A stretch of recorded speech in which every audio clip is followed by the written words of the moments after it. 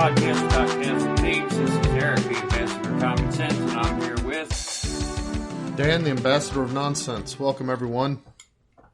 And we missed a week, which is a shame because it was the week right before election week here in America. Did you notice the irony that the reading for Mass right before election week was the whole give to Caesar what is Caesar's gospel? Yeah. I did notice that. That gives the priest some fodder for his homily, you know? Talking a little bit for those priests who would be willing to go there. Not many are. It's a shame. But I can't really hear what the priest says anyway, so it doesn't matter to me. But that's okay. It doesn't matter whether you can hear the priest. The Mass still happens. Mm-hmm. So anyway, I mean, the election happened. Hey, I voted. I don't know. I just don't trust elections anymore. You know, I didn't get out to vote. What? And in some ways, I feel a little bit guilty about it. Sure. Well, I mean, but it's like it kind of snuck up on me. So it's like suddenly, oh shoot, you know, I need to go vote, but I haven't done the research on any of the local candidates to let me know who I ought to vote for. I could just go straight Republican ticket. That would be my only guideline. Yeah. Well, I don't do that. And so, but and I don't like to do that. In fact, what I tend to do is, like, if I know candidates, I'll vote for them.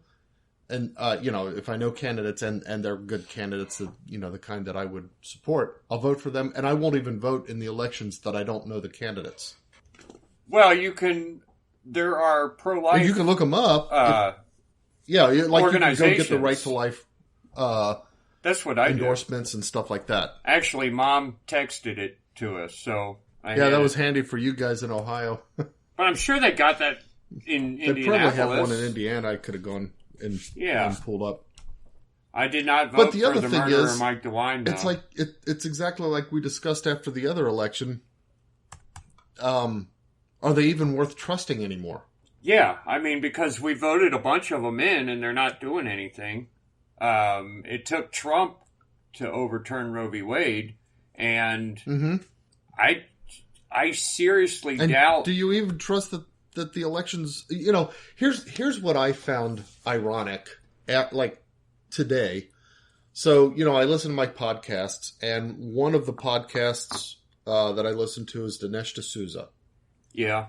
And he's like down in Florida at a wedding, but he took the time out to go ahead and record and stuff.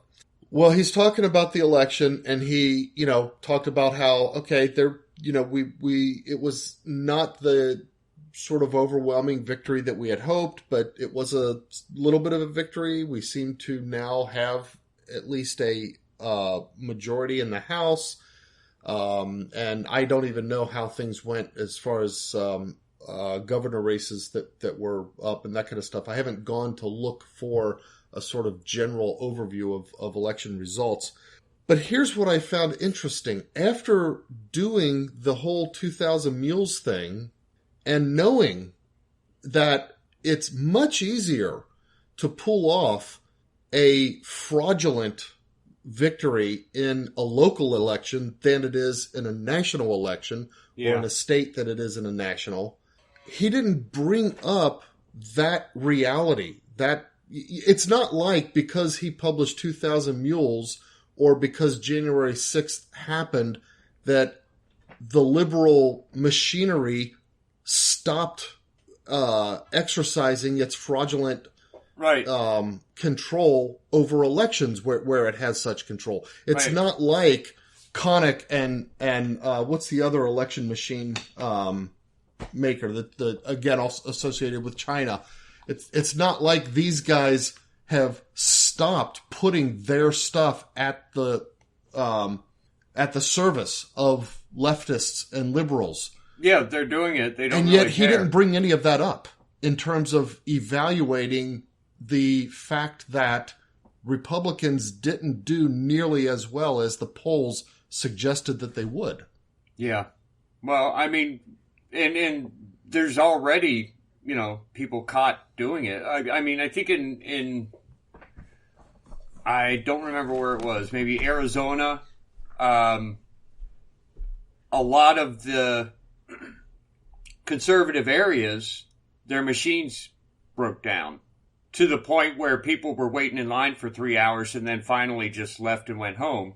Whereas in all the liberal areas, in the deep city, the machines worked fine. So, I mean, what do you think that does to the numbers? You could see a map and look at where the blue areas are and where the red areas are. And in all the red areas, the machines were breaking. Nobody wants to wait 3 hours to just vote. one People more go home. way to... That's one of hundreds. Yeah, I know. I don't know. I really don't trust the vote at all. But there is a chance that voting could have some kind of outcome that would be good for America. And... Well, we know it did in 2016. What? Yeah, we know did. that it did in 2016. Yeah. In spite of all the machinations of the left, in spite of what we know to be election tampering on their part, Trump still won in 2016. So we know that it can have an effect. It can have an effect. And maybe in Florida, it did have a big effect. In Ohio, they offered us some other guy against the murderer Mike DeWine. Well, what am I supposed to do? I mean...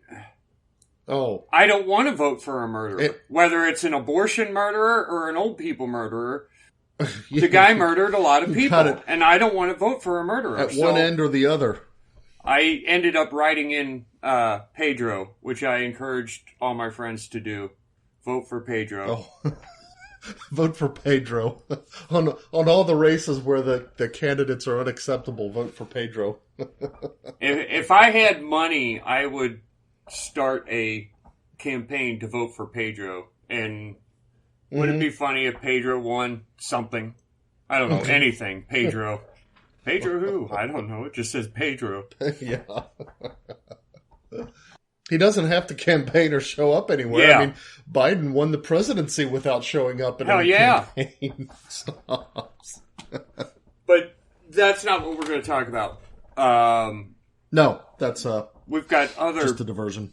Even more serious things going on with this synod on synodality and it being postponed for a year, and we know the kinds of people Pope Francis put in charge of it, and we also know that they have documents signed off by the Vatican saying this is the direction that the synod should take.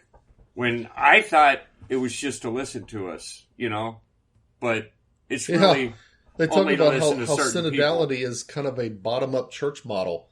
Well, it's a top-down church model is what it is, and we knew that all along. But here's the thing.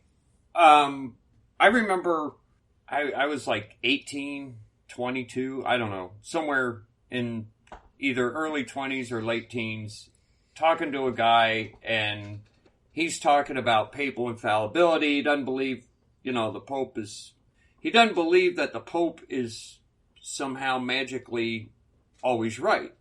I said, well, we believe that God protects him from teaching the wrong things, and he said, well, okay, so what if the Pope comes out tomorrow and says, whatever, women can be priests? Is what happened? Did God not protect you, or is that now correct? Can women be priests?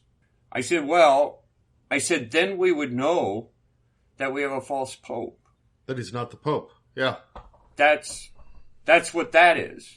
But in my mind, while I'm saying this, I didn't even consider it a possibility. Never going to happen. Right, exactly. And I thought that until a very, very short time ago.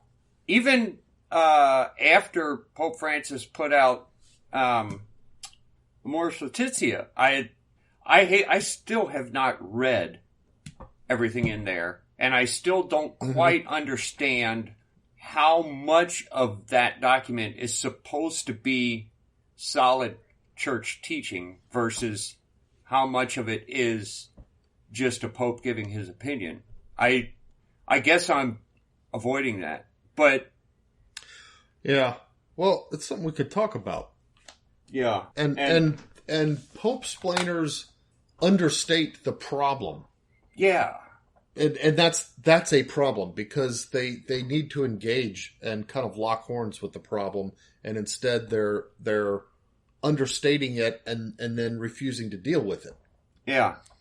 Because here's the thing, to say okay, we say that the Pope is infallible, but what we really mean is that, you know, we go into like clarifications and qualifications. Well, the guy who occupies the office of the papacy is infallible when he's acting in the context of that office to teach. Okay, fine. But what that really means is that the papacy is infallible. Yeah. So what we look for is the papacy, and you know, I was listening to a podcast with Matt Fradd. He had some guy on there who's he used to not be, but he's kind of started to be a Pope splainer. What's his name? Michael Lofton. Okay. Lofton, something like that. Anyway, and he said that, okay, one of the things that one of the ways that a lot of people try to resolve the situation is to say, okay, well, the Pope has said erroneous things, but the papacy and the general magisterium of the church, the bishops in council and stuff like that, are only infallible when they're doing specific things like defining dogmas and stuff like that. And he said that's kind of he says, I don't really buy into that as a model of infallibility for the church. That it kind of seems like it needs to be more than that. And I kind of agree with him that what we would really look for from a church when we talk about infallibility is an assurance from God that the visible magisterial structure of the church is not going to lead us into moral error that could threaten our souls. That's what we look for. That's the common man's understanding of it, even if he doesn't articulate it that way. Yeah, exactly. That's how we think I think of it. That is the reasonable understanding of it. Yeah. I don't know how much of this can be. It almost looks like that's defined. Exactly what the hierarchy is doing today. It is exactly what they are doing today. And that's the dilemma. That's the conundrum we're in.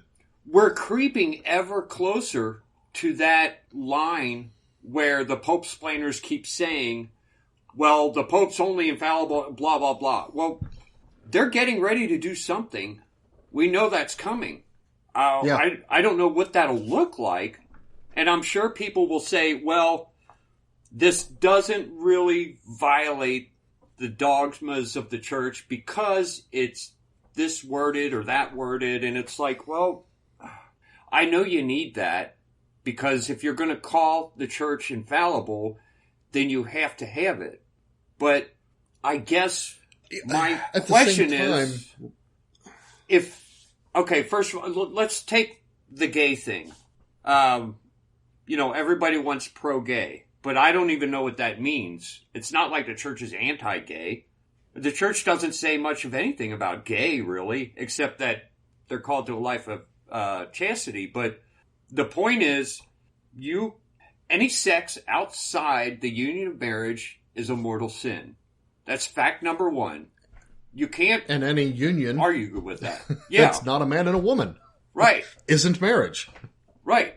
So marriage, the definition of marriage, and the fact that sex outside of marriage is a mortal sin, what exactly can you point at and say this is wrong? You can't. There's nothing.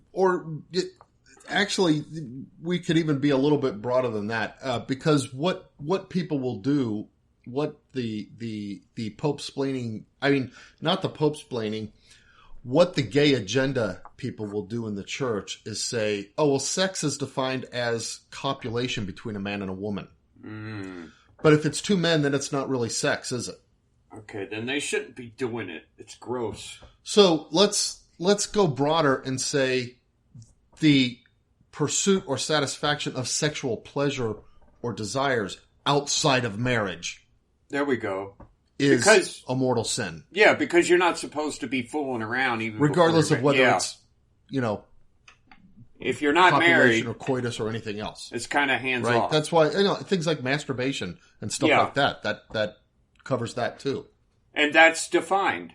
It's solid. There's no arguing with that.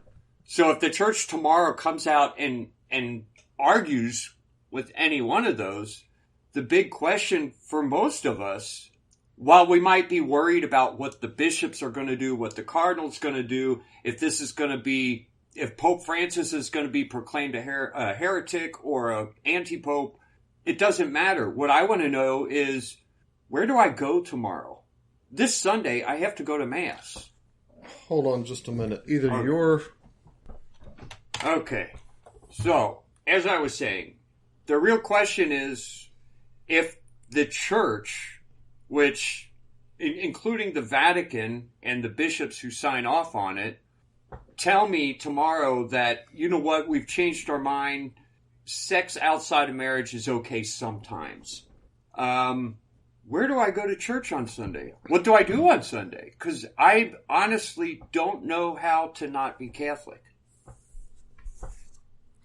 Yeah, that's, I've been thinking about that too. One of the things that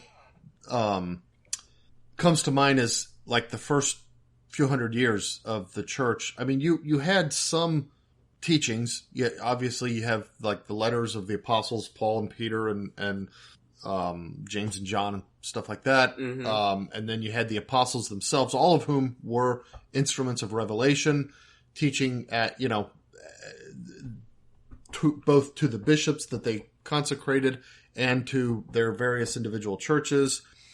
And there was some kind of structure of teaching early on. But the biggest thing that characterized the church in those first centuries was doing more than teaching. Yeah. And the biggest thing that they did was the Mass. And so for me, it's like, okay, let's say it looks like the church hierarchy has just gone haywonky. And it's, the Pope has said, gay is okay or something like that. Gay marriage is fine. And we should consider it part of the standard institutional marriage of the church. Or he comes out and says, yes, we can ordain women to the priesthood. I don't think anybody's quite talking about that yet. They're going to try to gradualize it. Oh, let's just talk about deacons at first.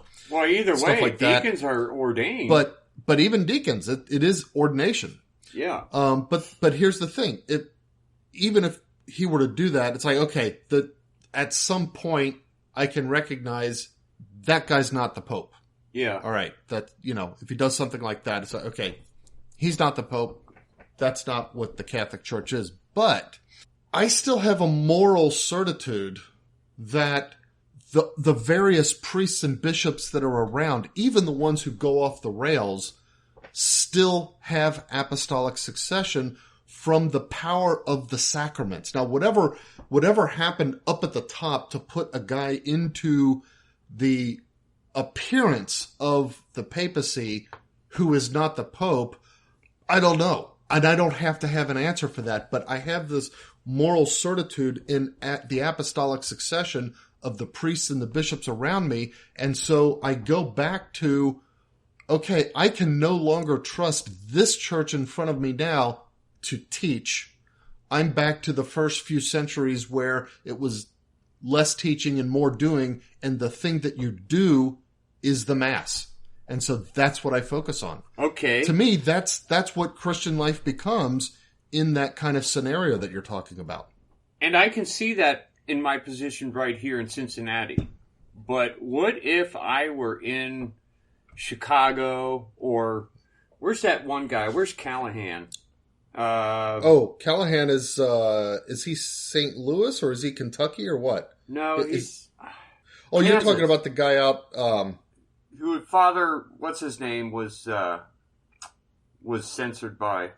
Yeah, I forget where that is, but... I want to say Wisconsin, but I don't think that's right. Either way, if you're in a diocese like that, where you actually have a hard time finding a respectful mass, or maybe even have a hard time finding a mass. Do you attend a, blatantly disrespectful, irreverent mass for the sake of what the mass is, or do you just have to stay home and say, hey, God, please give me a mass that I can go to sometime before I die? And the part that stinks or about do you pick that, up and move? Do you say, hey, you know what, family? Yeah, that is one thing. I know this is disruptive, but I'm gonna put out my resume and I'm gonna look for a job in a city like Cincinnati, and we're gonna move because this is intolerable. Yeah, I mean there were areas, there were cities that were persecuting Christians, and I imagine there were long periods of time where a lot of the faithful couldn't get to a mass because there was no priest. The priest had been killed, things like that. Well, that happened in England for a long time too. And even here in America, when Bishop Schnurr was just like all the other bishops and he shut it down, I can't remember how long it was. But I don't know how it affected you, but I was amazed how easily I slipped into the habit of not going to Mass. You know what I mean? Mm-hmm. As much as I do enjoy going to Mass, but let's face it, it's a chore. Yeah. And then when the bishop said you don't have to go, right. Oh, I can sit on my couch and watch YouTube, and that's all I got to do. I can. I'll stream a mass and kind of just sit back and watch it. And so in that particular case, how dumb the sermon is. There was no sin there, but okay, in a case where you're in such a bad area that there really aren't any masses that you go to some of those masses and you don't feel like you went to mass. You almost feel like you participated in something blasphemous. Like even though it may have been a real mass, it feels like an anti-mass in some manner. Yeah. So you make that decision, look, I just can't go to that anymore. I have no idea whether or not, and I don't even know how subjective it is, whether or not that would be considered skipping Mass. I don't know if God looks at that and say, hey, I told you to go to Mass every week. I just don't know. But the thing is, if you can convince yourself, no, I'm not obligated because I have nowhere to go. It's kind of scary how easily that falls into a habit. Right. And you become one of those people where I just honor God every week on my own or something like that. Mm-hmm. I'm Catholic, but I don't have a Mass that's worth attending. But I imagine that, even during COVID, Mom went to Mass, I think, every week. Where'd she find one? There were, I don't know what you would call them, underground Masses. Oh, okay. Priests who would say them anyway. Yeah. And I would think that kind of thing would pick up. The problem is, Mom knew where and when because she was part of a choir and she had insights with the people who would run parishes.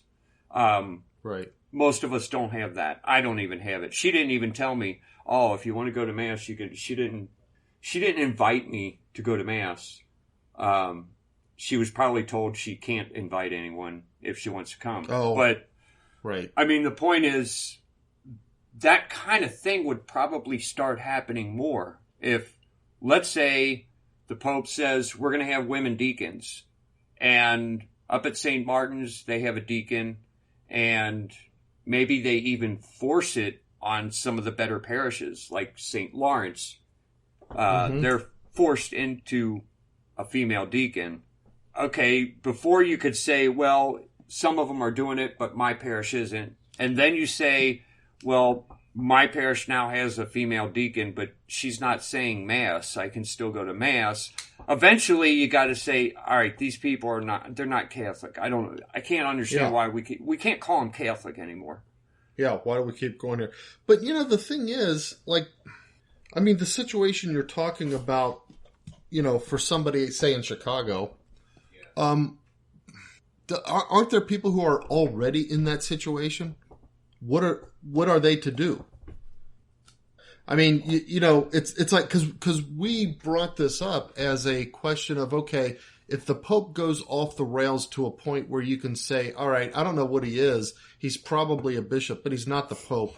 Okay. And then, so it's like, all right, how do you adjust your sense of what it means to be in the church? And my answer is you cling to the Mass. Well, for the follow on to that, well, what about areas where the Mass itself is so irreverent anyway that that's nothing to cling to? Well, those areas already have that. What are those people to do today? Right. Taylor Marshall has been more or less documenting the terrible masses around the U.S., well, around the world. And yeah, it seems like a lot of them are in Chicago. I have to wonder, though. I mean, are there really areas where, okay, we know there's goofiness going on in Chicago, a lot of it. Yeah. Probably a lot of goofiness going on in New York, too. But in either of those cases, or anywhere else in the world, are there areas where there's no priest or parish, the priest is actually doing the Mass, but there's no parish where you can find a Mass that at least is minimally acceptable? Probably where you don't feel like you're going yet. to some kind of blasphemy? Yeah, I doubt that exists yet. Not in the populated areas of America, but I mean, there are stretches where it's like, there's some areas still where you got to travel a long time anyway. And if you travel and you finally get there and the priest is some it's like a weird, idiot. Clown Mass or something. And it's like, okay, I'm not going here again. But I imagine then the next step, if you honestly believe I just can't attend this anymore, it's just not Catholic. The next step would be finding out how close you can get to Mass. Yeah, that's what I think. Maybe like an SSPX or Orthodox or one of the Eastern rites that we're allowed to. I guess the first one would be the Eastern rites that we are allowed to attend. Yeah, and the Eastern Catholic, any of the Eastern Catholic churches, you find one of those parishes. Now, okay. Because that's weird. It's only the Roman rites that are really going goofy and wonky everywhere. Yeah. And even in the Orthodox churches, they do cling to heresy, like things like contraception have been accepted, and I don't know what all it is, but I know that there are a few heresies floating through that crowd. So you can't turn to them and say, I'm going to be Orthodox. That's not the answer. But no. Their masses, they do have a true Mass, right? The Orthodox? Yes. Okay. And as from the Catholic Church's perspective, you could even attend one of those if you if there weren't a Catholic Mass to get to as your Sunday obligation. Now, from the Orthodox perspective, they don't want you going to communion. Okay. And I think the Catholic stance is that you wouldn't go to that communion, and then they always add on, except in cases of emergency. I don't know what emergency makes you need to go to communion, but they add that a lot of times. Don't go to your communion headphones are here. messing up, so I didn't hear that last sentence. Okay. They often say you can't go to communion in this circumstance or that circumstance unless it's in a case of emergency. But I don't know what kind of emergency requires. Yeah, I don't know what communion. emergency requires communion. That seems weird to me, even as a standard for the church. I could see confession. Yeah. Emergencies. I'm going to die. Well, okay, communion's nice, but confession's what you really want. But as we see this terrible line of events happening, well, now I'm starting to think, well, what if the emergency is that the Catholic Church is no longer Catholic? Oh. And Catholics can't go to communion because where do we you can't receive find Holy one. Communion then? That they had that one priest who said Mass out in the water with a little raft and stuff. Is that even a Mass? Yeah. I don't think that's a Mass. I don't know. Did that even count? I mean... If you're in that kind of a situation, I would say there's something of an emergency. If that's the real body and blood of Christ, at least once a year, if the only way to get it is by going to a Orthodox church. And I guess in some cases, if someone moved to Russia, they would, certain areas, you just wouldn't be able to attend a Catholic Mass. So you have to attend the Orthodox, because that's the official church there, right? Yes, the Russian Orthodox is the government church of Russia. But there are Catholic parishes. Yeah. Well, there are now. Well, yeah, not under communism probably, but like when I was in Russia, we had a Catholic church we could go to. Yeah. It's kind of like the American thing where, I don't know, at some point during all these elections, I was talking to my kids and I said, if this happens, I don't know, America's kind of gone. And they were saying things like, well, where would we go? Where could we go to get the freedom that we get in America? I don't think they understand that even now, America's probably the freest place on most of Earth. But if that was taken away, they're asking where you would go to gain that kind of freedom. But in my mind, you don't go anywhere because being American is so ingrained into me. I can't see myself leaving. Even if America puts me in jail for being Catholic, I could never leave. And I could never be anything but American. And American, right. Yeah. Even if the Pope does what we're all afraid he's going to do, I don't know how to be anything except Catholic. Unfortunately, in America, you could fight the things that have made it non-American. But in the Catholic Church, there's nothing for us to fight. There's no even that's true. Protests. The Catholic Church, no matter how many times they say the word synod, the Catholic Church is a top-down organization. Right. And even public humiliation doesn't seem to do much, nowadays. I mean, the bishops just don't care. And the Pope certainly doesn't care. Doesn't seem to care, yeah. Another part of the problem is that I have a feeling that they will not ordain women. And they will not declare any kind of union between gays to be righteous. They're not going to say this isn't a sin. I think what's going to happen is that they're going to say they're going to do something that gives women all the duties that a deacon would have, like women will be allowed to say the gospel and even maybe preach the sermon, do the homilies and all the things that are not proper and fitting to women within the liturgical life of the church, except they won't be actual deacons or priests. Yeah, I'll bet money that there's not going to be an ordination for women. It's going to be maybe even a title. Maybe they'll even call them deacons. Mm-hmm. But they won't be ordained. But it won't be, that's very possible. And with the gay thing, I think it'll be more like a gay couple can receive some sort of dispensation for maybe going to communion or things like that. Oh, right. I think that's probably the way it's going to work. So that people like us can still point and say, no, look, the church hasn't taught heresy yet. It's just that they've turned everyone into heretics. Yeah. I mean, that's kind of what's they happening. Haven't taught heresy. They've just let heresy run rampant.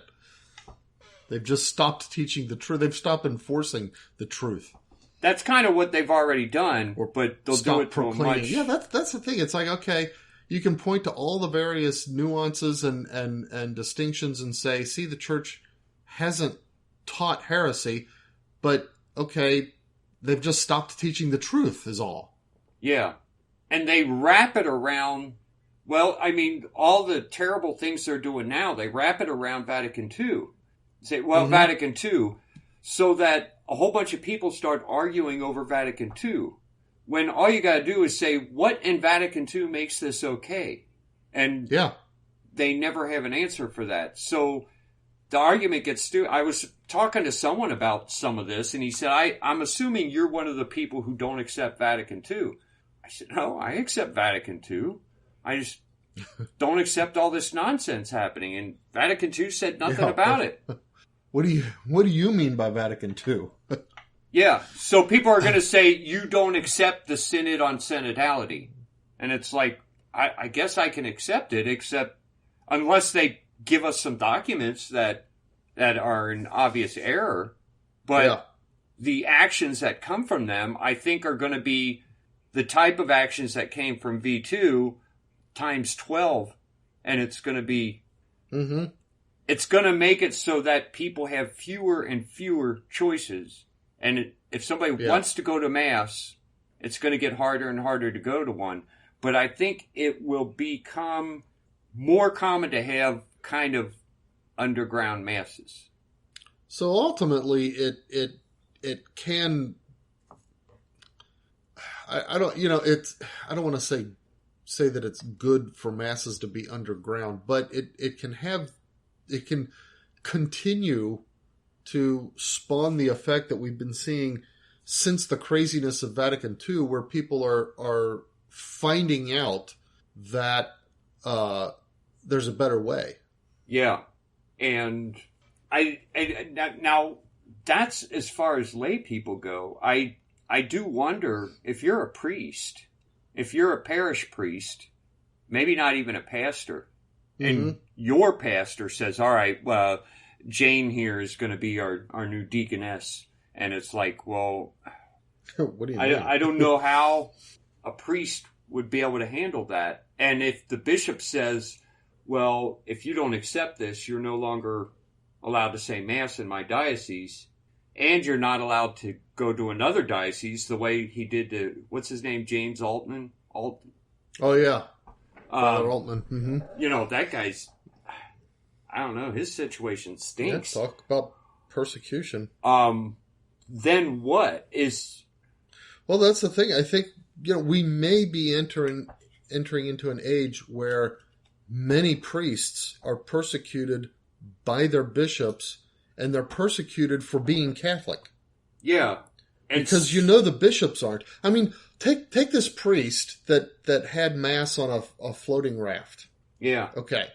I don't know where that priest was, whether that was a Chicago priest or somewhere else, but wherever he is, the fact that he is not publicly censured for that and being punished for that, to me, that says his bishop doesn't even believe in the real presence. He doesn't even believe in the Mass. Right. As the Catholic Church teaches it. There's no way that a bishop lets that go while still believing what Catholics believe about the Mass. And so if you're another priest in that same diocese, and you're being told you can no longer say the Latin Mass, and then eventually you can no longer say Mass by yourself. You have to let Jane here help you. Mm-hmm. I don't know how far the bishop's authority, when when he's telling you you can't be Catholic anymore and you can't say Mass anymore, which is really what you've made your whole life to be.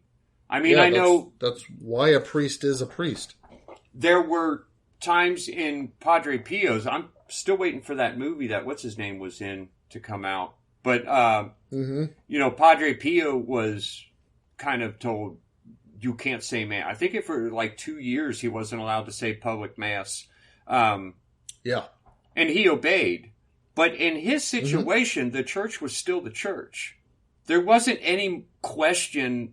He might have questioned whether or not his bishop was a good man, but he didn't question whether or not his bishop was Catholic, probably. He was a bishop. And even really a bishop. Well, and that's why I was saying, I still am certain that the priests and the bishops around us are priests and bishops. Even when they go off the deep end, they still have apostolic succession. So, for example, a priest would still have to obey his bishop, even if he's a bishop who clearly doesn't act or think like a bishop. You're talking about... Because of the sacramental power. Bishops it's the sacrament that gives the authority and the power, not even the bishop's own submission to the sacrament. You're talking about bishops like Callahan. For example. Okay. Or in like the case you're describing of a priest whose bishop says, okay, you've got to accept this deaconess. If you don't accept it, then you can't say Mass anymore. Well, that priest then is being persecuted by being prohibited from saying Mass. But that bishop is still a bishop. That's what I'm saying. Okay, but let's say, I mean, Pope Francis himself gave us a new canon law that says anyone who ordains women is excommunicated. Yes. If that bishop ordains a deaconess... Now, if a bishop actually were to ordain a woman, then it's like, okay, you're excommunicated. You're not my because only a bishop can ordain. Right. Now that bishop is excommunicated, I don't know what the status of all those priests under that bishop would be in that case. That's obviously something where you kind of look for some kind of action from the Vatican regarding that. Either to send an interim bishop or whatever. Because regardless of whether, even if a bishop stops being a bishop by doing something like that, only the Pope can place a new bishop over that diocese or over that area. And so as far as the priests in that area, I guess they would be able to go on saying public Mass. Now, if the bishop having, under that rule, while that rule is still in effect, excommunicates himself by ordaining a woman, well, then the priest, I would think, doesn't have to listen to him. Yeah. Because he's excommunicated and would lose his episcopal power. I wonder sometimes if even the way they've abused the church up until now by first relaxing good laws, then making bad laws, and finally ignoring all laws, that legalistic understanding of the priest's power to say Mass in a diocese. Is there a point at which the priest can say, your laws don't even make sense anymore. They're not even Catholic anymore. And I've got people coming to me who want to go to Mass and can't go to Mass. I wonder if there's doing something that like clearly and explicitly excommunicates them. Right. So the bishop hasn't I don't know. ordained a woman, but this woman is going around calling herself a deaconess, which she can't be a deaconess because she's a woman. And he's saying it's okay against all the laws of the church, or at least unless the Pope changes those laws, which he very well may do. It seems like there would be a point at which the priest is going to... A point at which it wouldn't be wrong for the priest to say, I can't follow this group of authority that's over me anymore, and continue to say Mass because that's all he knows how to do. And that's what the people hunger for. I don't know where that line would come. When from the top down, the rot is in the church and filtering throughout the church, and we've got all these synods that are handing out edicts that just destroy both doesn't this type of thing destroy the authority that the bishops have? If the bishops are blessing marriages, or not marriages, if the bishops are blessing gay unions, yeah, or even just gay couples as if, and then telling the real priests, "Hey, you can't say mass anymore." Yeah, have they lost their authority? Wait a minute. You've just inverted the whole concept of being a bishop of the Catholic Church. And again, this whole conversation is so bizarre to me because it wasn't long ago I had so much confidence that it couldn't happen. And maybe it can't happen. Maybe this whole discussion is meaningless, but it seems like it's about to. And I think a lot of people out there are starting to wonder, well, what am I going to do? I want to go to Mass.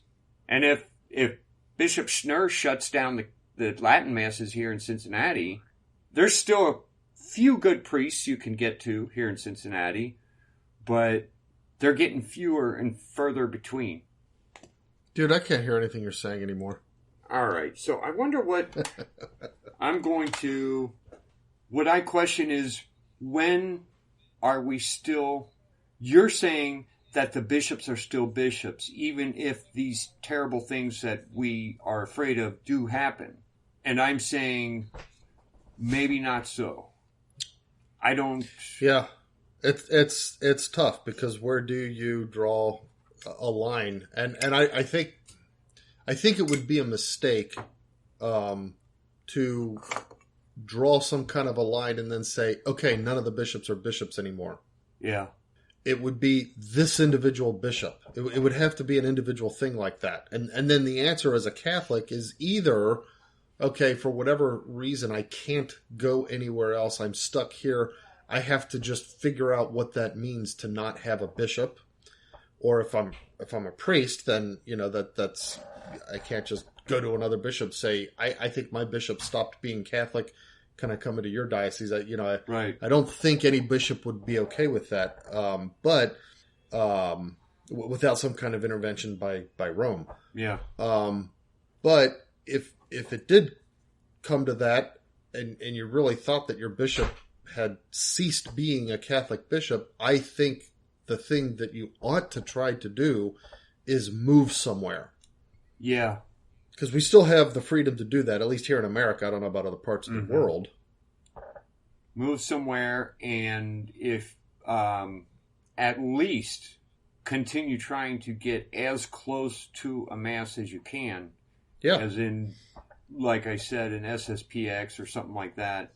Yeah, you try to get to a acceptable, valid Mass. And like I said, when things really go off the deep end, I feel like the Mass is the only thing that you can cling to. But, and that's why I continue to assert with, a certitude that the priests are real priests, the bishops are real bishops. We have not lost apostolic succession. Even if an individual bishop goes off the rails and stops being Catholic, he doesn't take all the priests with him. And other bishops that haven't gone off the rails, if they consecrate bishops, those are still, we still have that, and therefore we still have the Mass. And that's what you cling to. If we lost that would really be the end of the Catholic Church. If we lost it generally throughout the world. But see, that's where it kind of becomes weird, because let's suppose that we lost it in the way that we're talking about. Well, what would that mean? It would actually just mean that we lost the Roman Mass.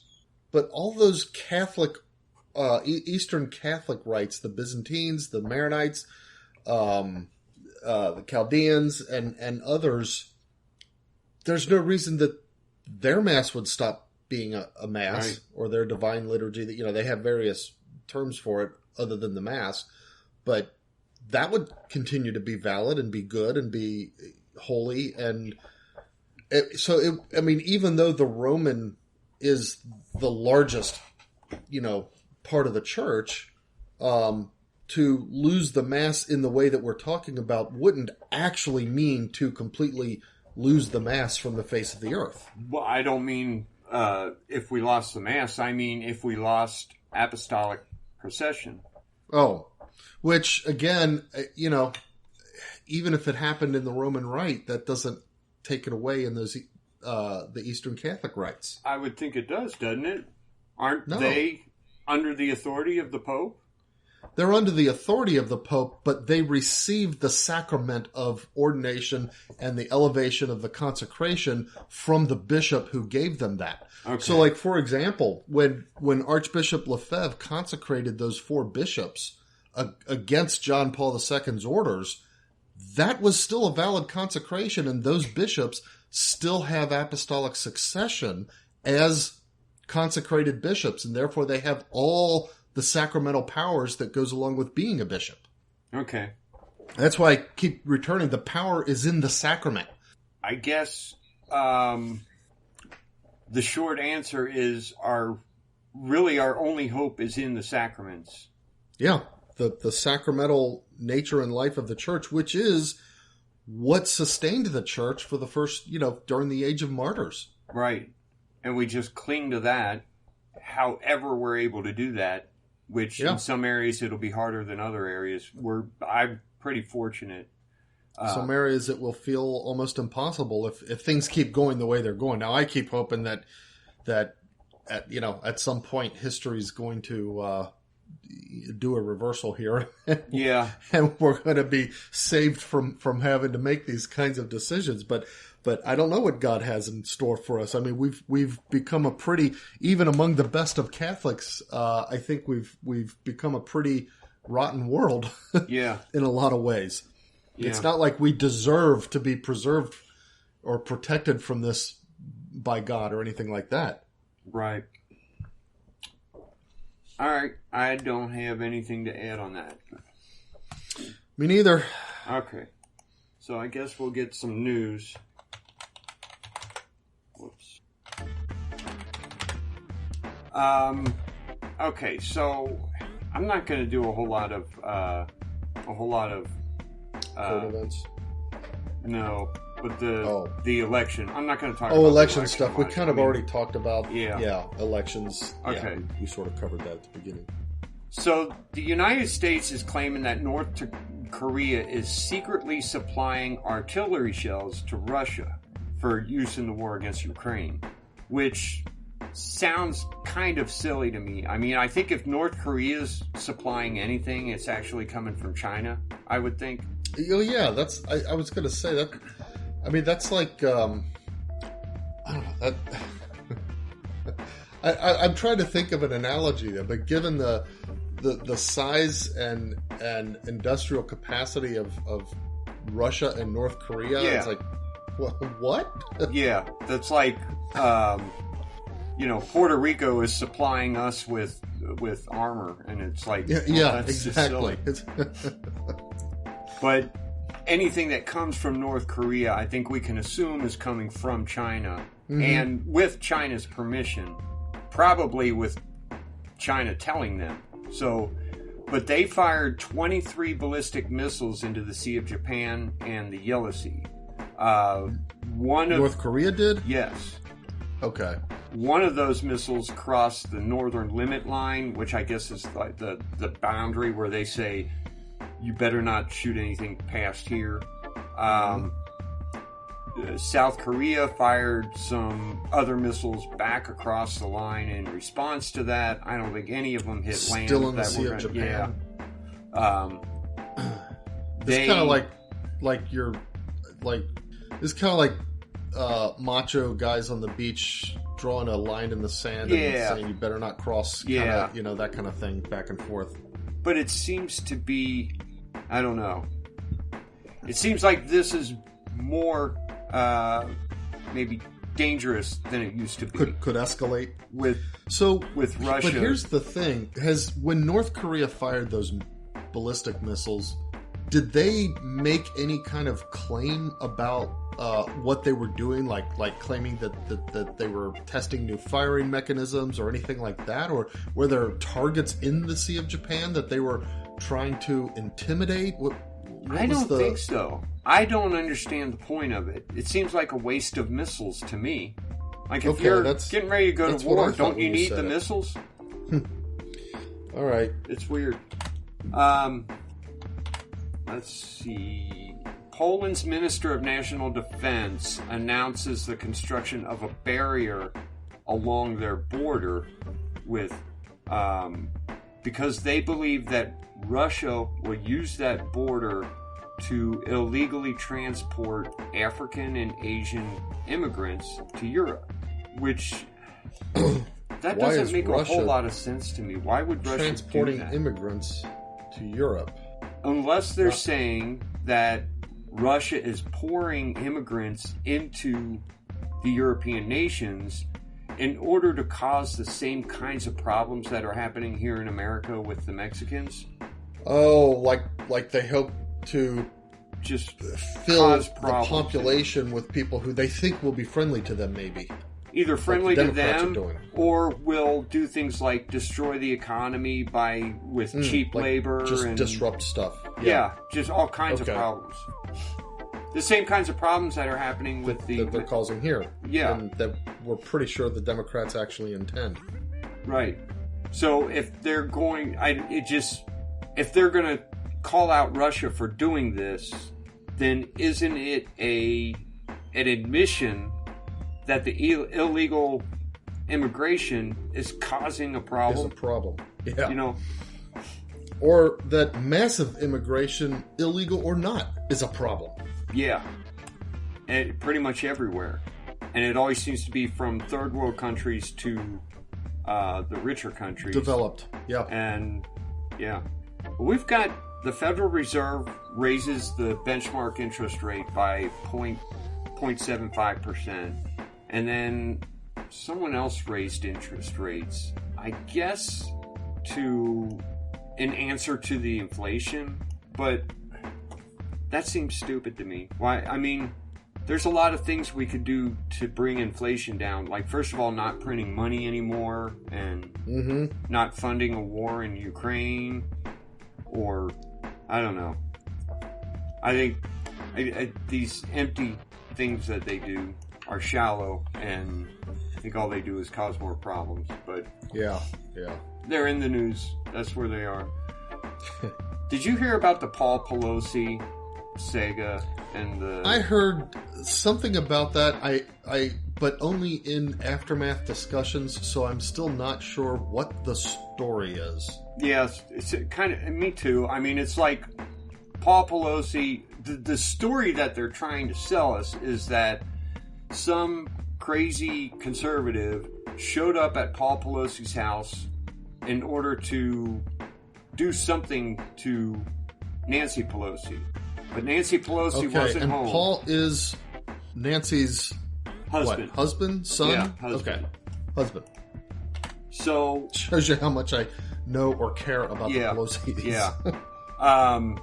And then that the guy was kind of crazy and started hurting Paul, and Paul managed to get a 911 call out, but he didn't say he needed help. But the dispatcher thought, it sounds like maybe he needs help, and decided to send someone there. The police come. The guy had hit Paul Pelosi with a hammer. But it's just every single thing they say about it is full of all kinds of holes that show that that's really not at all what's going on here. Yeah, in fact, in listening to the aftermath stories about it, I knew that there was something about a hammer, but I was unable to even pick up the suggestion that somebody had been hit with a hammer. Right. Which makes me wonder if that part of it is even maybe nobody got hit with a hammer. I don't know. It seems like if you got hit in the head with a hammer, you're like in the hospital, I can't imagine getting hit in the head with a hammer and not having serious damage done. Even fairly lightly, not real hard. When you get hit with a hammer, it hurts. I mean, a hammer is a hard chunk of steel. It's made to push nails into boards or break things. So, the whole story is bizarre and obviously lied about. I heard there were. I even heard there were like information indicating that the guy actually knew Paul before, or they had some prior involvement or relation or something. A lot of stuff indicating that maybe it was there. Some of this was even like planned out or something. Like it was supposed to go a certain way in order to sell some kind of narrative or something. About the violent nature of conservatives or something like that. Well, there's some evidence that the guy's like a male prostitute. Oh. So, I don't know. The whole thing's crazy. So, there's a new study, and it shows there's data that seems to indicate that Pennsylvania has spent nearly $17 million on gender transitions for minors since the year 2015. Wow. That's sick. That is sick, and that is just absolute abject child abuse. Yeah. That's like, you could take your kid and just like sell your kid into sex slavery, and you would be about equivalent evil. Yeah. So there was a pastor in Alberta who spent 21 days in jail with a whole bunch of charges against him for running his church during the COVID season. You know, is Alberta Canada? I guess so. Hold on. Fairview Baptist Church in Calgary. Calgary is a city in Alberta, Canada. Yeah. Okay. Yeah, this is Canada. And anyway, all the charges against him have been dropped. Mm-hmm. And I don't know. He's this is a big win, and everybody's glad for it. But what I don't understand is when you spend 21 days in jail, you've kind of been violated. Shouldn't something be done about that? Shouldn't there be a reparation, not just release? Right. Shouldn't it be like, okay, this guy was wronged, something needs to be done to make it right? Yeah. Somebody abused their power to put him in jail. Shouldn't they lose their power now? Mm-hmm. That's the proper response, I think. That's the next step, is to start saying, hey, and everywhere that this was going on, including a lot of jurisdictions in the United States. Yeah. I mean, it's my understanding that if someone gets put away for and is found innocent afterwards, like with DNA evidence or something like that, and they're found out, well, they're innocent, don't they get some kind of reparation? Often they might. That's they would have to. I mean, sometimes the state might do that, or a judge might award it. Usually, they have to sue for that, and a lot of times it comes down like they might get some kind of reparation just because, okay, obviously wrong was done to you. As to whether it's like a punitive thing on the against the jurisdiction, against the city or whatever, the police department, it'll have to do with whether the verdict was reasonable given the evidence at the time. Was there some kind of actual neglect of investigatory duty or something like that? Right. Were there open leads that they just decided not to follow because they thought, well, it's easier to just go after this guy or something? I guess that makes sense. So, well, speaking of which, there's a election integrity group that I get. It's kind of a watchdog group, and let me see if I can get they were jailed for contempt of court on Monday because they refused to name the source Oh, that, I know who you're talking about. Yeah, these are the True the Vote people. Yeah.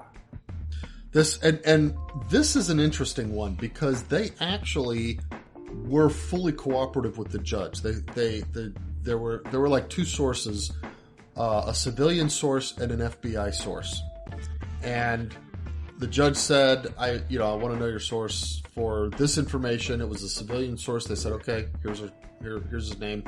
You can check out, make sure that he's legit, everything." But then they also had an FBI source who fed them information, and they promised him that they would not reveal his name publicly, right, for fear that he might end up dead. I mean, this is bad stuff. Serious stuff. Yeah. Well, the judge said, "Well, I want to know his name," and they said, "We will reveal his name to you in chambers under an understanding of secrecy, but we're not going to reveal it publicly in open court." The judge said that's not good enough, and that's why he put them in jail. This shows you how corrupt the judges are.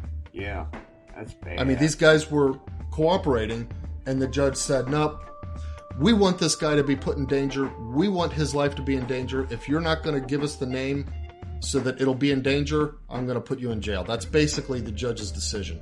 Yeah. Well, they were later released. Okay. I guess that's good. I didn't know that. Instead of one judge, it was a panel of judges. Like a panel? Let Okay. them go. But that's so bad. Yeah, that's really bad. I mean, it reminds me of when I was a kid reading about the priest catchers. That's not right. The priest something in England. Right. During the Protestant, So Anglican revolt. And I mean, they would catch someone and they would accuse them of something, sometimes things that are outrageous, and the jury is ordered to find them guilty, Oh, right. And it's like, okay, how is this a jury? Why am I even here if you're going to tell me what I have to yeah. Why bother? Yeah. Let me go home and have my dinner, and you just kill the guy like you wanted to do. So, yeah, it kind of reminds me of that. Yeah. Speaking of today's subject, there's a Irish priest or an Irish bishop restricts one of his priests from saying mass because he called abortion and homosexuality sinful. Wow. This is Bishop Brown. Restricted. Does it say what? Father Sheehy, Sheehy. Okay. He said he had to stop saying mass because of his condemnation of abortion, transgenderism, contraception, and homosexual acts. Things are getting bad. Yep. So, did you hear the Atlantic put out this article saying we need to declare a pandemic amnesty? A pandemic amnesty? So I guess what they're doing is admitting that a bunch of people made a bunch of mistakes concerning things like whether or not a mask is going to work, and then whether or not the lockdowns and we're good, and whether the vaccines, even continuing on, whether the vaccines should be used, whether they should be used. And they're still doing it. Young people, they're still making a lot of mistakes. But some of them are finally starting to admit, either this was a bad idea or it actually killed people. And the Atlantic put out this article saying we need to grant these people who made these mistakes amnesty. Why? That's what I want to know. Hold them accountable. That's the dumbest thing I've ever heard. They held us accountable when we opposed them. I mean, we were harassed to no end. Yeah, there was no grant of amnesty with no mask for speaking out the truth and for refusing to act stupid. Yeah, it's idiotic the way these people think. I hope that it's not taken seriously, but a lot of people are taking it serious. Wow. The people who are not taking it serious are people who still are unwilling to admit that these people made the wrong They decision. were mistakes to begin with. It's insanity. We've got a study from, let's see, this was posted on LifeSite News. 10,000 fewer unborn babies were aborted in June and July because of heartbeat bills and the end of Roe v. Wade. Now, I don't know if they're saying Texas Heartbeat Act reduced the number of abortions in Texas by more than 60%. Are they talking about only Texas? Because doesn't Ohio have a heartbeat bill now? Yeah, but I think that statistic is only tracking Texas. Okay. I wonder if they're even enforcing but probably the heartbeat some bill similar in Ohio. things in Ohio too. Yeah. Because I remember when that heartbeat bill came up, I kept thinking, okay, he signed it. Because DeWine, the murderer Mike DeWine, said he would sign it, and he did sign it. But what good does it do when Roe v. Wade prevents us from stopping abortions at all?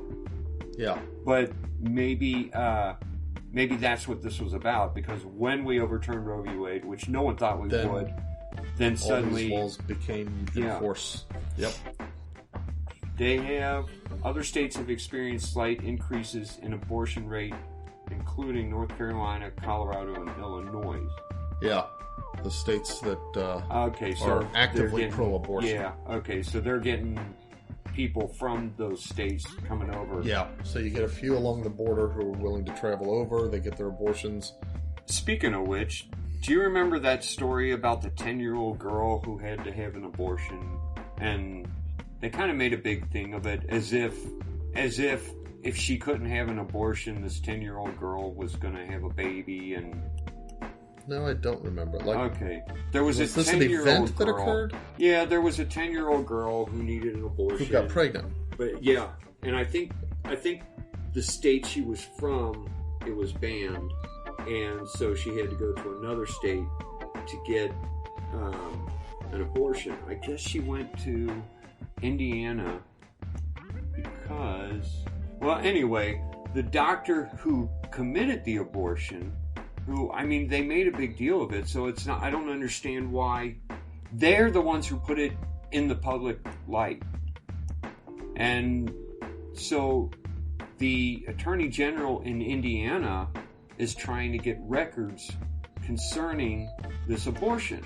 Because when a 10-year-old girl has an abortion, there's something wrong here. Unless she's got a 10 to 12-year-old boy who's gone through puberty early, that means there's something wrong here. A 10-year-old girl should not be pregnant. So they're calling for somebody records here. Is abusing her, and they want to get the records and go after the abuser, irrespective of the abortion or anything like that. Right. Okay, makes sense. But here's the thing: for it to be like unavailable to her, are you talking about something that occurred pre-Roe? No, is this recent? This is recent. This is right after. Right after the overturn of Roe. Yes. Oh, okay. So this is relevant and current.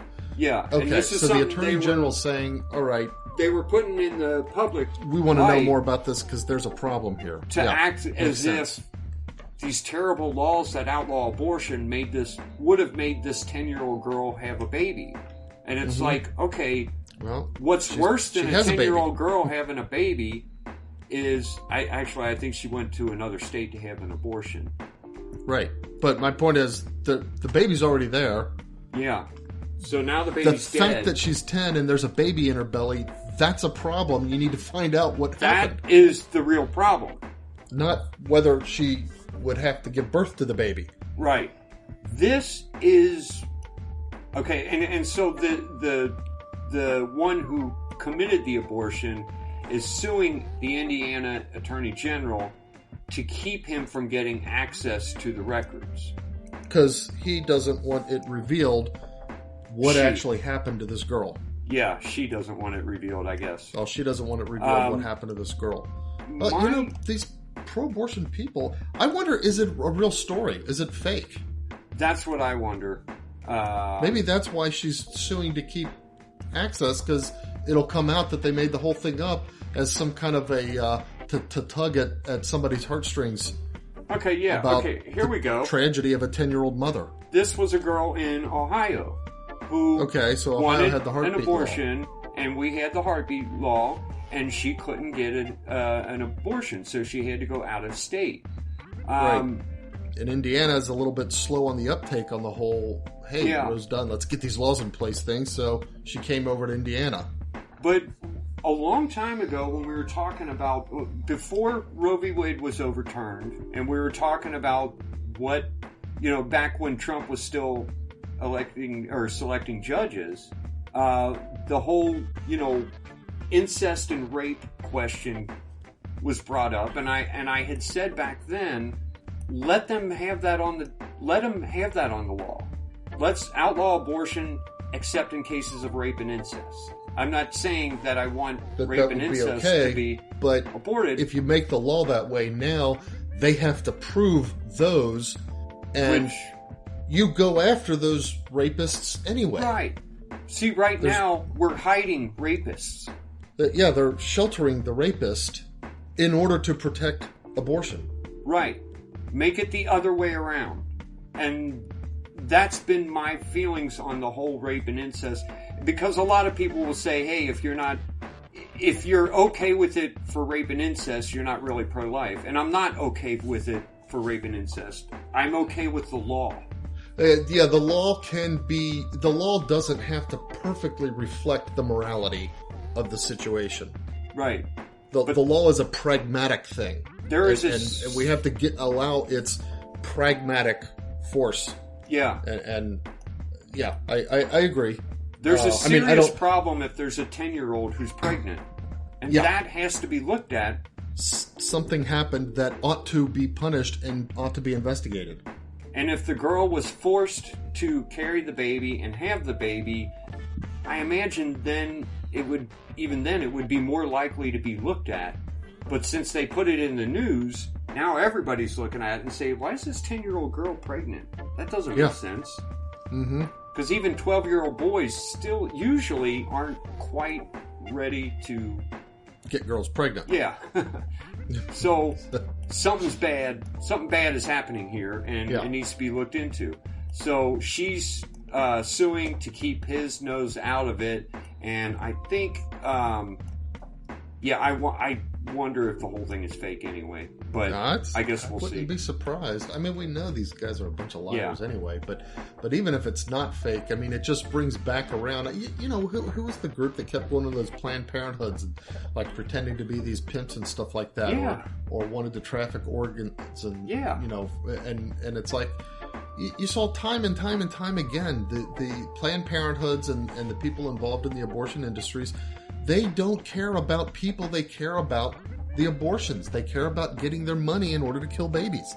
That's what they're about. And if they have to protect rapists and keep girls enslaved in prostitution and whatever else in order to keep that revenue stream coming, they'll do it. Yep. Let's see. The leading Synod cardinal defends promotion of LGBT image as part of being a listening church.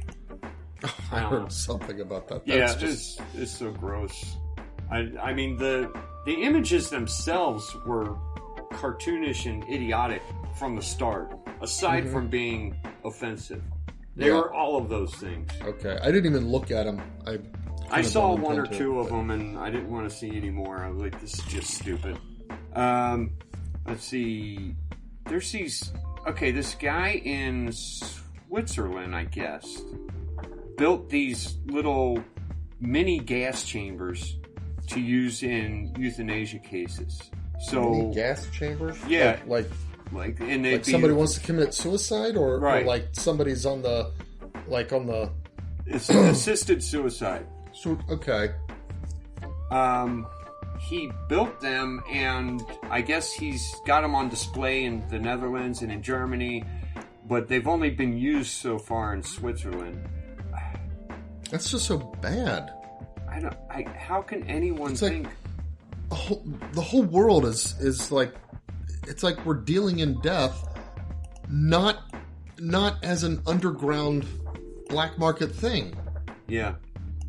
Yeah, it's so, and this is always what the climate change crowd is leaning toward. Yeah. It's always death. It's never life. They want human death. And often abortion. But they don't mind. Euthanasia is just as good to them. But, well, maybe not just as good because they don't have that sacrifice. Yeah. Dr. Peter McCulloch is being systematically canceled because of his resistance to the jabs. He's going through a lot, and he was kind of the loudest voice. He was kind of the beacon for a lot of people. And I'm surprised he's even still out there. I'm surprised they haven't assassinated the guy. So, let's see. Vermont becomes the first state to enshrine the right to abortion in its constitution. I thought New York did that. Maybe it was just New York City. Oh, okay. Yeah, I thought New York had done that too. Although I don't know if it was a constitution thing or if they just passed, if it was just a law. Yeah. In New York. But I remember there was a bunch of clapping and everybody thought it was great, and that must have been New York City. Yeah. But Vermont is the first state, and I think it's going to happen also in California. Enshrine it in their constitution, not just as a law. Yeah. So basically what they're doing is they're binding future legislatures from being able to restrict it. Without changing the Constitution first. Yeah, without... Right. They would have to go amendment. through Right. That is all the news I got. Okay. You know, the doctor... not doctor, the guy doing the gas chamber thing reminded me of something I've been meaning to do. A few weeks ago, we mentioned about these pills that were being sold on Amazon that parents, like a group of parents, are trying to sue them to they'd been called like suicide kits or whatever. We should clarify, because I went and looked up about this, that they are like sodium nitrate or sodium nitrite. They are not being marketed on Amazon as suicide devices. It's a chemical that has legitimate other uses that some kids have discovered can be used for suicide. Okay. But they're not actually suicide kits any more than, say, a rope that you could buy on Amazon as a suicide kit. Yeah, okay. So I just wanted to clarify that. It's not like, that would be like, outlawing guns to prevent people from shooting each other. Yeah. Kind of like that, yeah. Okay. It's actually, the chemical is actually used in very, meat curing processes and stuff like that. Okay. I don't actually have any nonsense news. This has been just bugging me, and it's one of those things, how the house that we grew up in, it's this full 2-story plus attic, and it's got this, nice roof, and then it's got these box gutters that are sort of built into the structure of the house. So if you get a ladder, lean out, you can get up and you can get on the gutter and walk back and forth along the gutter. And we, I would do that back when we were younger, and I would be helping Dad on the roof and stuff like that. And I kind of walk back and forth on the gutters without giving it much thought, But then, after I was done with all of that, like the next day or so, I'd be like lying in bed, and I would almost have like these weird panic attacks from all of the things that could have gone wrong while I was doing that. You know what I mean? I don't know how to describe it. It's panic attack might be too strong, but it's like it weighed on me a lot. It was, I don't know, kind of a weird thing. Anyway, I'm kind of feeling like this about this car crash that I saw. It happened right in front of me. And I was coming up to this intersection. It's a fairly big intersection. There's US 40 runs east-west, and there's like, I want to say 5 or 6 lanes of US 40. It's got medians. It's divided at this point. And I was on a street that tees into, from the north, comes, and tees into US 40. It's got 6 lanes. It's got a median. So it's a big intersection in the sense that there's a lot of street, there. All right. So I was approaching the intersection. I was coming south along the road, approaching US 40, getting ready to get into my lane. I was going to turn left onto 40 to go east towards Cincinnati, actually towards Indianapolis, where I would pick up the interstate to go to Cincinnati. And and I had a red light, so I was, coasting down and getting ready to stop and everything, but I wasn't nearly at the intersection yet. Well, this red car was coming, he was going eastward too, so he was going the same way that I was going to go, but he was turning left onto the street that I was on. And as he was turning left through the intersection, this Dodge came out of, for me it was nowhere, because I wasn't, looking down there. Yeah. I was looking at lights and at the intersection in front of me, and smashed into him and spun him around, knocked him 3 or 4 lanes worth over, and then continued speeding into this big lamppost that was on the corner. So it's crash, zoom, crash, almost wrapping his front end around. I mean, it wasn't a complete wraparound, but it was a head-on,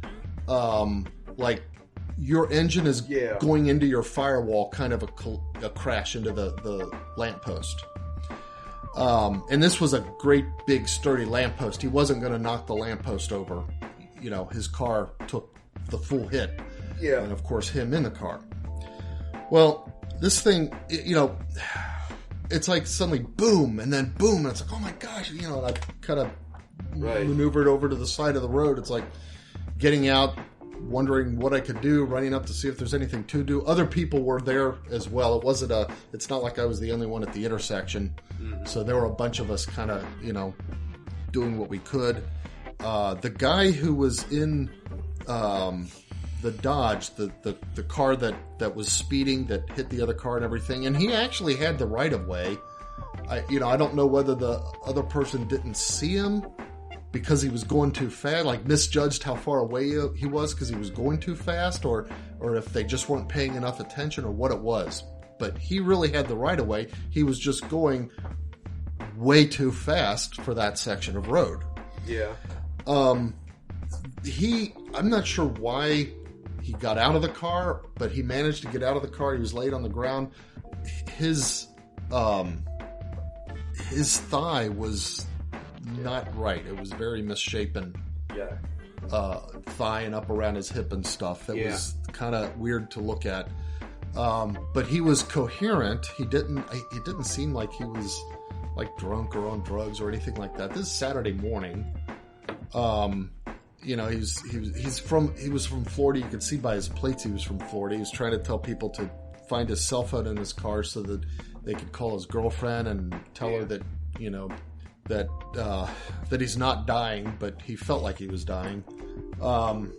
Anyway, it just a whole bunch of thoughts keep ringing around in my head after that, because I'm pretty confident that none of my kids would be the guy in the Dodge, speeding down there and crash like that. But just a little bit of not paying enough attention, they could easily be the one in the red car that got hit.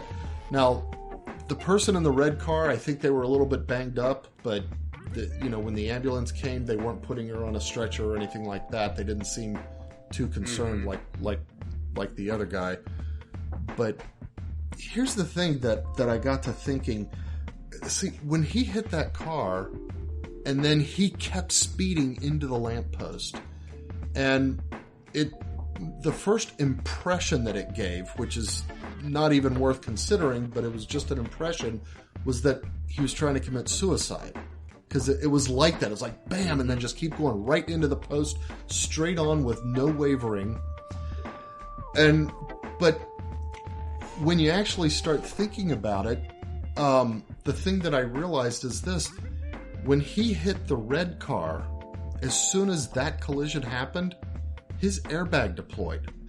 I don't know what kind of control he would have had over his car if he had been able to control his car. But that control was taken away from him as soon as he hit that red car. Whatever control he might have had was gone because of his airbag. And in fact, he probably couldn't even see that he was headed for that light post because of his airbag. I'm sure it seemed like a long time between For him? the car and the lamppost for you. It didn't seem like a long was time to me. really?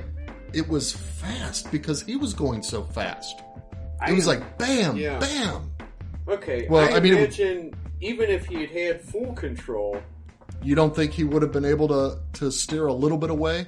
no. Once you get hit, Yeah, still you're trying shaking to up and figure everything. out what the heck happened.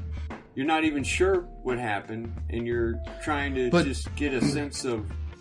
Here's the thing. I think this red car was pulling out in front of him, and I Yeah. think he was already angled that way, thinking that he was going to get around the red car in front of the red car. But he misjudged and hit the red car instead. But he might have already been in a mindset of, oh, I'm dodging stuff. I don't know. Maybe you're right, and even then it wouldn't have mattered because. I bet but- he didn't even see the red car. I'll bet he was on his phone. Texting. Oh, you know what? That could be why he wanted people to call his girlfriend if he was talking to her. Yeah. And suddenly the crash occurred. Or texting her in the crash. Because occurred. why else would you? You know, Well, it's like, okay, think about you it. get into a crash. It's like, call my girlfriend and tell her that I'm okay. Well, why does your girlfriend suspect otherwise? Get to the hospital, take care of yourself, and then call your girlfriend and say, Yeah. hey, I've been in a crash. Yeah. That makes sense. He was probably on the phone or texting, and that could be part of what contributed to the crash. Yeah. But anyway, it was just, because I got to thinking, when he hit the red car, everything else was fixed at that point. That Right. nothing else was going to be any different than it was. But that lamppost could have been a family or something. Yeah. You know what I mean? That's it. I don't know. Those are the thoughts If that he keep. had any control, he might have avoided. Yeah. Yeah, and it's just Somewhat. I kind of wonder, if you didn't have an airbag, what's the time that it would take to recover from a collision to get back control of your car? Is it a second and a half? Is it more like 3.5 seconds? Or is it even like longer, like 10 seconds before you really have the ability to even gain a sense of where you are and where you're headed? I would say it's a while. I remember coming down the highway. It was snowing out, but the highway had been shoveled, Yeah. and I'm feeling safer and safer, picking up more and more speed until I'm finally going about 65, and all of a sudden, one lane on the expressway just wasn't shoveled, And you're heading right towards it. and I couldn't see. There was a guy next to me, and I knew I couldn't just swerve over. And you can't just slam the brakes on. Right. So I just let go, and I started coasting, and then all of a sudden, I was spinning, and suddenly I hit something, and then I realized suddenly the steering wheel's useless. Yeah, there's nothing. I had you no, can do. I couldn't even see because I was spinning, and I was banging into one guardrail and then the other guardrail Oh wow. because I was going back and forth on the snow and the road now, and Yeah. I kind of look at that and think, well, God must have been in charge there because I didn't get killed. I didn't even get hurt really, except a separated shoulder. And you didn't hurt anyone else. Yeah, I didn't But hit you anyone did separate else. your shoulder. Wow, that's Yeah, how Not- painful not- was that? not separated shoulder, not pulled out of socket. Oh, It's so what's the different. difference? What does that mean? So my shoulder was still in the socket, except I guess those two bones on the top were pulled up away from whatever bone they're attached to. Oh, okay. So you separated like your shoulder blade. You didn't disarticulate your shoulder. Right. Okay. So okay. I didn't. Later on that Still day, it was sounds hurting painful. so bad that I finally went to the hospital. And she said, yeah, separated shoulder. And it's not something that you pop into place or anything. You have to go to therapy for a couple months, maybe a year. Oh, wow. And that'll get it back to... I didn't go.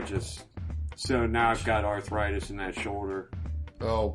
And I So, don't know what happens. I guess You it may have kind of... ended up with arthritis in that shoulder regardless. It could be. But Wow. But it's... I do remember thinking at one point during that time, I don't even know which way I'm facing right now. Mhm. Everything's moving so fast, and yeah, I think once that you was hit just one 60 car, miles it's an just- hour. Yeah, This guy, I think he might have been going between 80 and 100. He was going That's fast. And, I mean, think about this. After imparting enough momentum to the red car to spin it and knock it so that it slid like 3 or 4 lanes worth, yeah. he still, like, just absolutely crumpled the front of his car. And into the he got lamppost. out of the car. He managed to get out of the car. He was laying on the ground. His face was all bloody, obviously, from the airbag and stuff like that. And his thigh and hip were all misshapen. How? I think some guys helped him. I think like he was trying to get out of the car, and somebody kind of helped him and said, "Whoa, buddy, you can't do anything. You got to lay here." Lay down. Yeah. Yeah, I know when people get hurt like that, sometimes they're not feeling the pain yet, and you have to almost make them lay down. Yeah, 'Cause they and wanna then it walk starts around. bringing in because the guy was kind of like that. It's like he's laying there, and I'm thinking, "Oh man, how are you not just crying?" And Yeah. he's kind of starting to moan. Oh man, oh wow. He's even saying, "I call my girl and says, tell her I ain't dead, but oh man, I'm in a bad way." Stuff like that. I remember. You remember when I lived in Cleves? There was there was a pretty sharp bend right there at my house. Mm-hmm.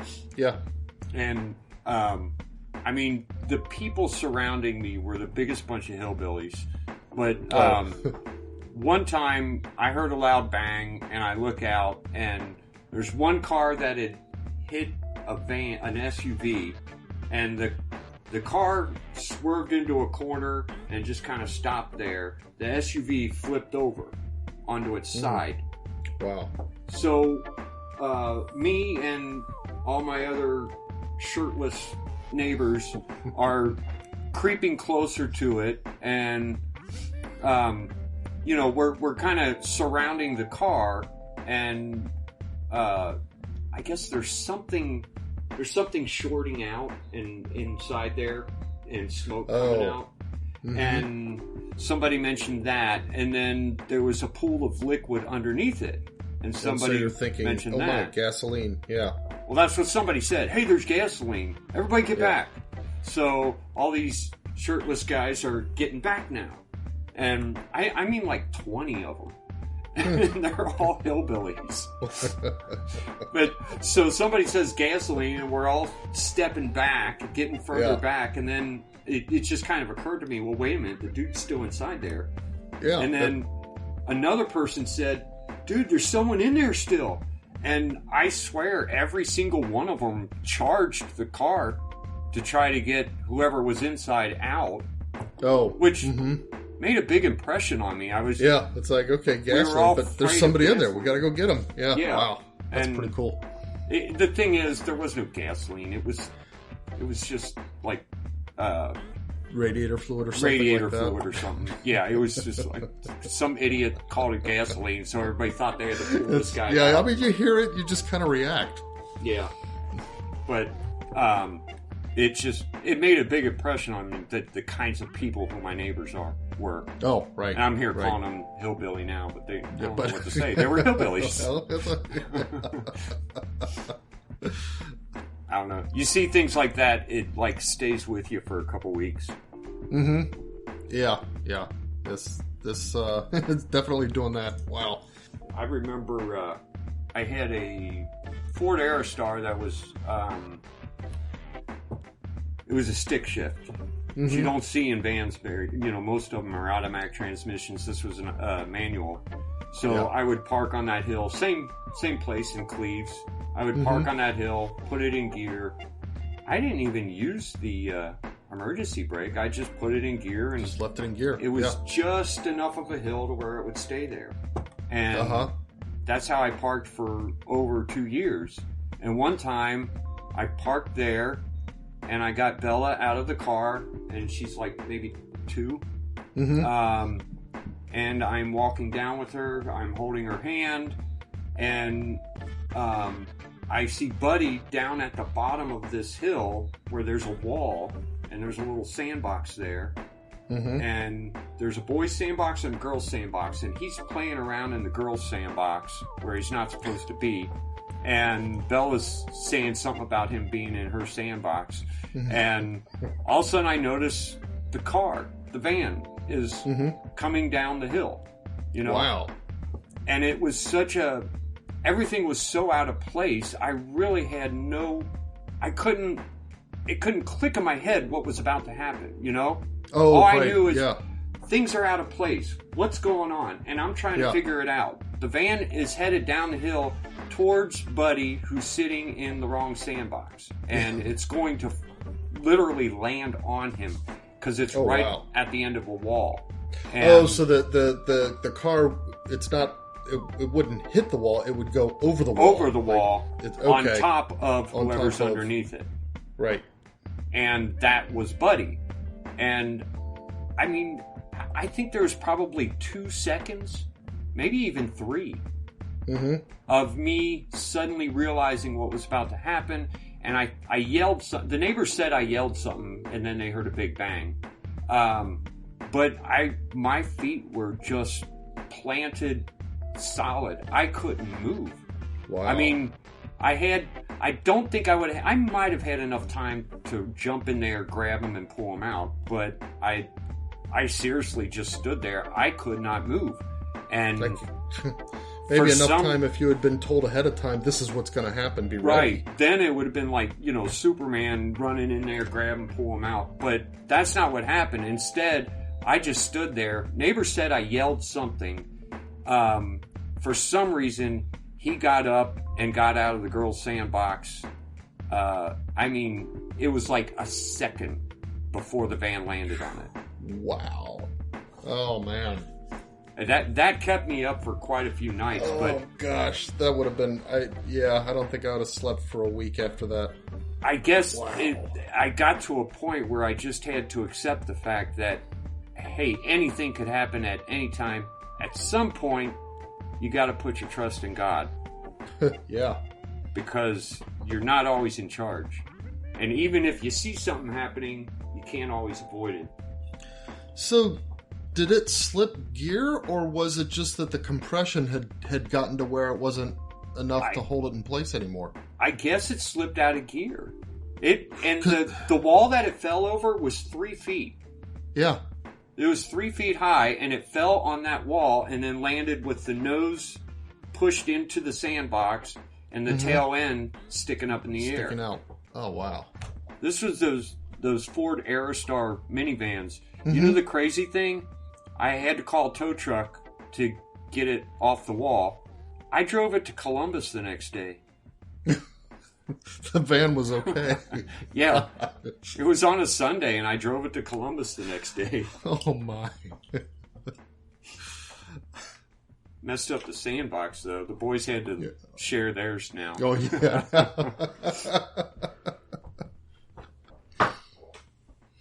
All right. Okay. Well, I don't have anything else. That's I kind of wasted my nonsense segment on that. We can do a Bible trivia, though. Okay. What's our number? All right. Hold on. I got my dice roller here. Roll the dice. It's coming up as number 5. And number 5 is Numbers. Numbers in the Bible. Okay. question is, how many books are in the New Testament? Oh, man. I don't know that offhand. 23? That's what I'm going to is guess. 23. Okay. I have no idea. Yeah, me neither. Let's see. You know what? 23 sounds good to me. That'll be my guess, too. Let's see what it says. Okay. Oh, we were off by 4. There's 27. 27. You know, that was going to be my second guess. I said 23, and I thought 27 sounds better, but I've already said 23.